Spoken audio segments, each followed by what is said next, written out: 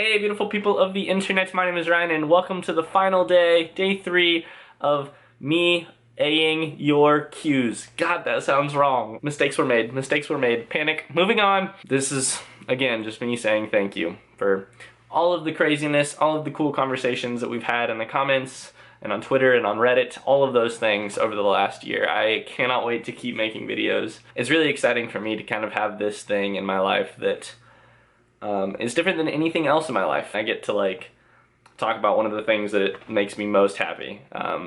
Books and writing in general, or reading, or like what like books as art can do for us.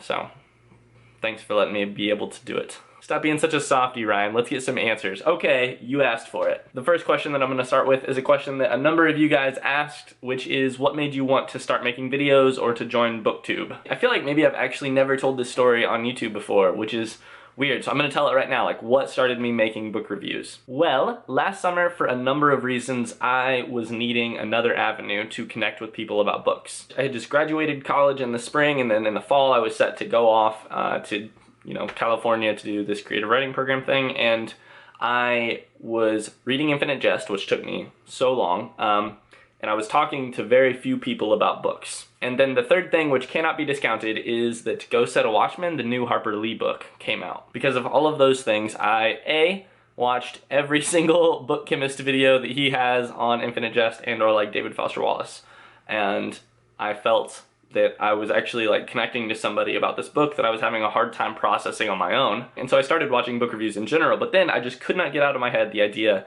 that this new Harper Lee novel was gonna be such a big deal. Like, so many people grow up reading To Kill a Mockingbird, and then for so many years we didn't have anything else from Harper Lee, and then this like super kind of sketchy situation novel came out, and I was just super convinced that this was gonna be a thing worth talking about. And I wanted to talk about it on YouTube. And so I did. Right before I filmed this video, actually, I went back and watched that video, and it's kind of funny to see how things have changed in the last year. Next question, Oscar asks, have you read Latin American books? If so, which one is your favorite? So, now, like over the last few days, I just finished 100 Years of Solitude, and that is a big contender. The last 20 pages of 100 Years of Solitude is maybe my favorite ending to like any book. In general, I really haven't read a lot of Latin American fiction, and I'm hoping to maybe take some steps to combat that this year. Specifically, I would love to read a lot of Bolaño, and you guys keep commenting that I should read some Bolaño. I believe he was Chilean, so look for that over the next year. Are you going to ever cover literary theory, queer theory, post-colonial theory, or whatever? It'd be quite lit. First off, appreciate the pun. Second off, I have split feelings about this. So basically, I feel a little bit rusty because it's been a while, but I am hoping to eventually get back to reading some more lit theory. So, maybe? RK the Artist asks the question, what's the longest book you've ever read? If it's Infinite Jest, choose a runner-up. And was it worth the time and effort? I'm gonna choose to answer this question not related to page numbers. In that case, the longest book that I've ever read is Ulysses by James Joyce, because I spent from September all the way to like December reading that book, and reading it really intensely. Like, I read it like 4 or 5 nights a week, and I also read a companion book alongside it so that I could understand what was happening on each page. Was it worth the time and effort? Yes. I have this weird feeling about long books and like hard reading experiences like that putting in the effort is kind of its own reward, because you are reading, like if you're reading as hard as you can, like that process itself is a reward to you, because you're exercising some muscles you probably haven't exercised, and you're just working really hard. What is your favorite book / food / song of all time, and do you have a girlfriend? Wink. I love answering the book question differently every single time, so today I'm gonna answer it as 10th of December by George Saunders. Food is Rhubarb. Song is I Will Possess Your Heart by Death Cab for Cutie, and no comment. Your all-time favorite book and what makes it special to you? Well, I guess now that my answer to this question is White Noise by Don DeLillo, and man, I just want to reread that book. There's so many like very small 1 to 2 page sections of that book that you can reread and have a ton of fun with, and it's just so good. If you can't tell, I've been like rereading chapters every once in a while because I miss that book. Rat Trap asks, where did you learn of books like Ulysses or Infinite Jest? Well, I hadn't heard of either of those until I got to college, where I was an English major, and so I probably heard about them in class. But I think also with books like that, when you hear about them and if you ever plan on reading them, they almost always come as like, at least for me, as like projects. Like Ulysses, I knew it was going to be an entire semester that I devoted to Ulysses, and that was going to be my project for a while. Infinite Jest, I knew that I was going to spend the summer reading alongside two friends, and that was going to kind of be our summer project for reading. I think big, hard books like that, like Gravity's Rainbow was kind of one of my summer projects this summer. They just kind of become like a time period. Okay, so Dylan asked a really great question, which says, how do you balance the huge amount of reading that you do with your personal life and academic requirements? In order to pursue literature, have you all but forsaken film, music, and other forms of art? The reason that I love this question is that it cracks me up that I ever got asked this question. I make videos that then go out onto the internet and get consumed alongside a bunch of other booktubers, but I feel like I'm one of the least productive readers on BookTube. Like, I don't know. I think that the books that I read, I try my very, very best to read those well. Like, I am proud of how well I read, I would say. I know that I still have a lot to learn there, but I do not feel productive compared to most people on BookTube. And so a question about kind of like how I balance the amount of reading I do with my personal life and stuff, I have never felt like I'm doing enough reading and that I'm balancing it well enough, and also like knocking out my academic requirements well. Like, I've never, if there is any illusion of balance on this channel, please ignore that, because I don't feel like I've ever been good at balancing all of these things. Reading is just kind of like, my opinion on reading has been for a very, very long time that you always have time to read, because you can always sacrifice 15 minutes more of sleep right before you fall asleep in order to read.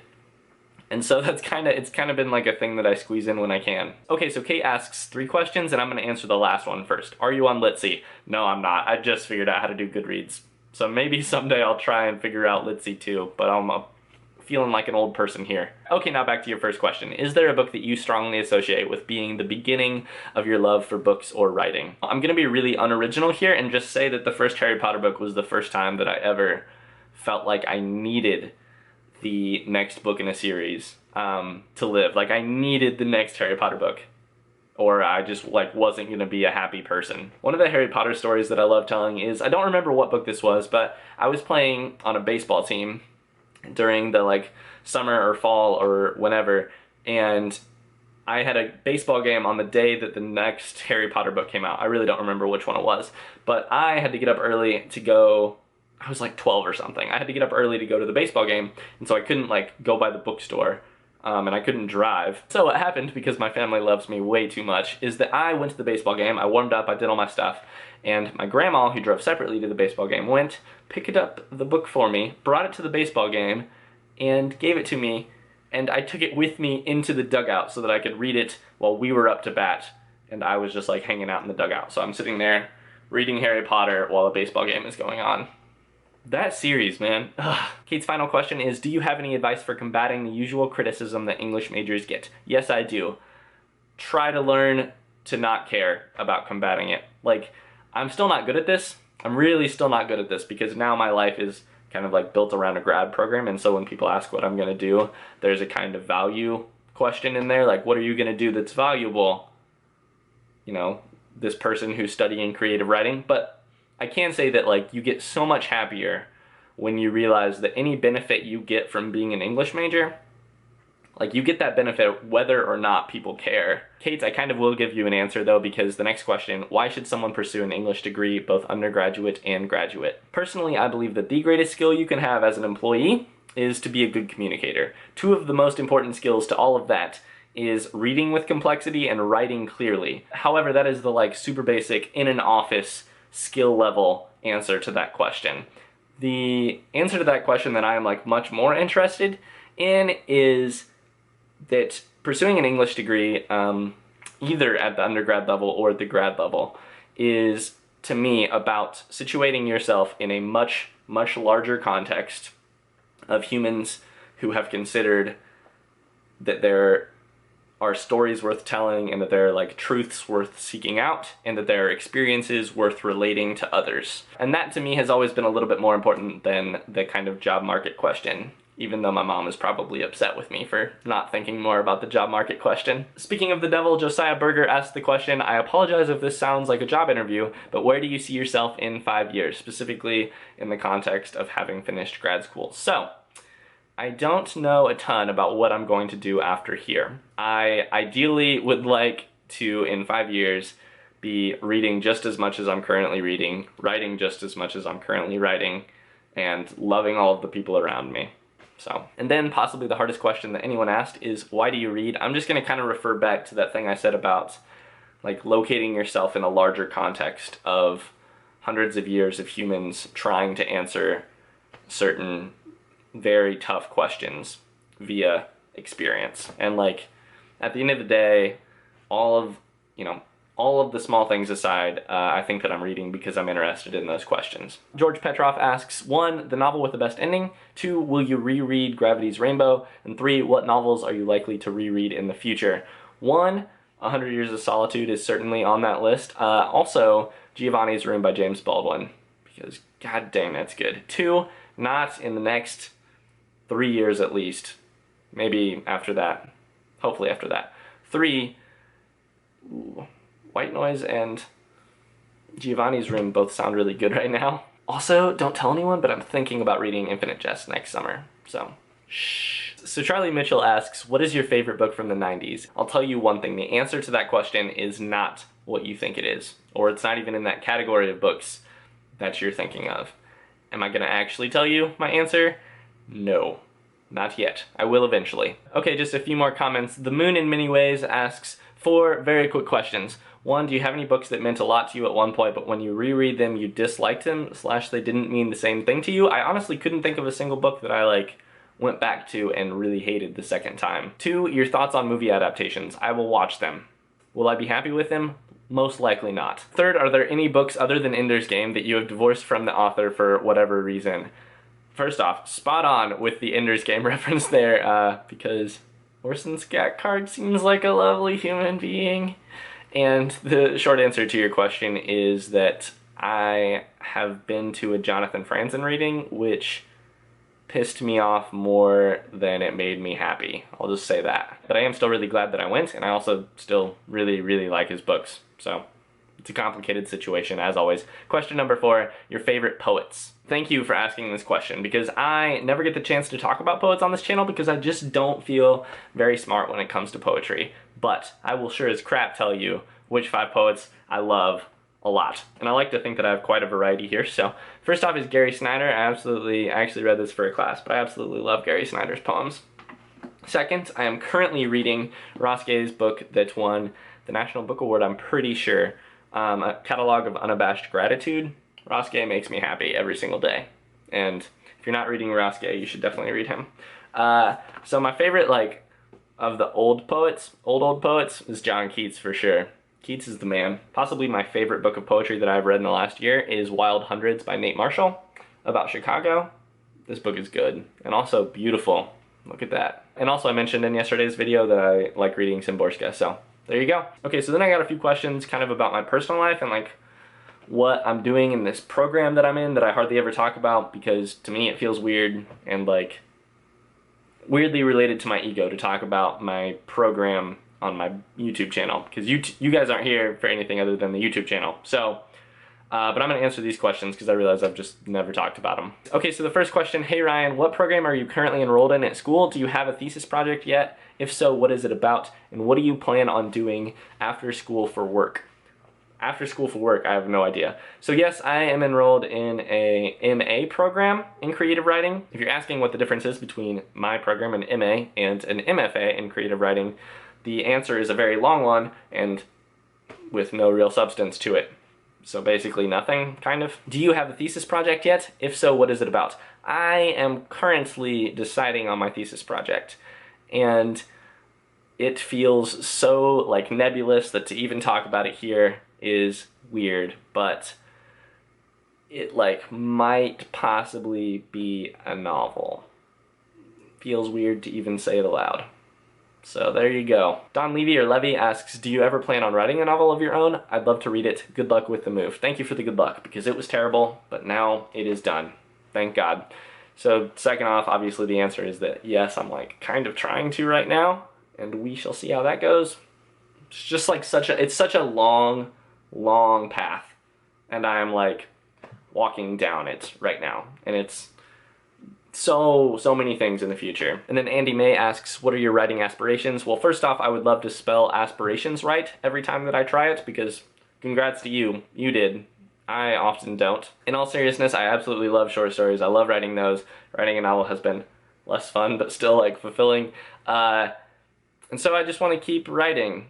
Did I just avoid answering your question? Yes, I did. Am I going to just move on now and not talk about aspirations because that feels weirdly egotistical? Yes, I am. Okay, only 2 more questions. We can do it. We can get there. After this, you can go eat ice cream. I give you permission. Unless you're lactose intolerant. Then you can go eat frozen yogurt.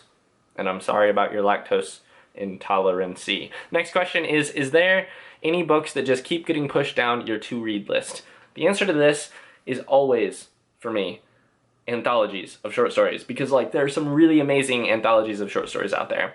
And it's just so tough to keep reading through those because, you know, the short stories weren't collected together with one kind of theme or with one kind of like aim in mind. They're just like collected because they were good. And so you can open it at any time because it was good.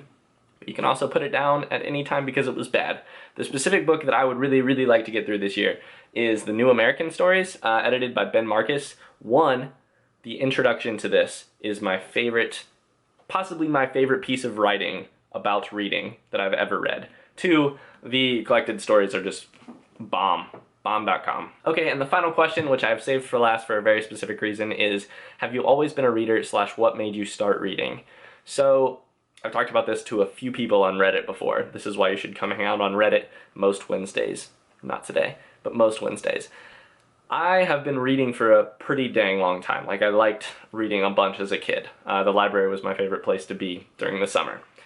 But my reading was always kind of a thing I did for fun and just when I wasn't doing other things until my 6th grade English teacher, Mrs. Carpenter. When I got to 6th grade, I was a good reader, but I was not reading a lot. And so we would sit down in class and we would do the popcorn reading thing during class to get through some novel. I don't really remember what we were reading, but I would sit there and we would be reading slowly through these paragraphs, and I would keep flipping ahead and reading and like keeping my finger on my experience through the book, and then I would turn back and read my paragraph aloud and we would move on. And I'm sure I thought that I was super clever and I really wanted to finish the book, but Mrs. Carpenter noticed this and she called me after class to come talk about reading, and I thought that maybe I was in trouble. And she said that she had noticed that I was reading through this book pretty quickly, and that I seemed to really want to get to the end of it, and I told her I did, and she said, well, you can just finish the book on your own, but the deal that we're going to make is that during class when we do this reading time, you are going to go off to the corner and read another one of these books from this super long list of books in Indiana that have been approved for your grade or whatever. So, long story short, I spent my entire 6th grade year, when I probably should have been learning other things, I was in the corner of Mrs. Carpenter's room and she was just like flinging books at me. And I was trying to race through them and I was loving reading them, and I got to take some home, which I'm also pretty sure she shouldn't have done.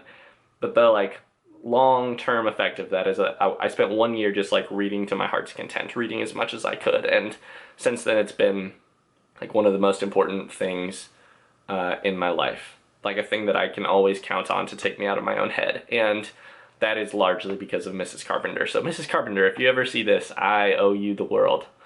But yeah. And that does it for me answering you guys' questions. First off, thanks so much for leaving such good questions. I hope that I have provided some sort of successful answer to them. If not, I absolutely love talking to you guys down in the comments. So let's just reconvene there.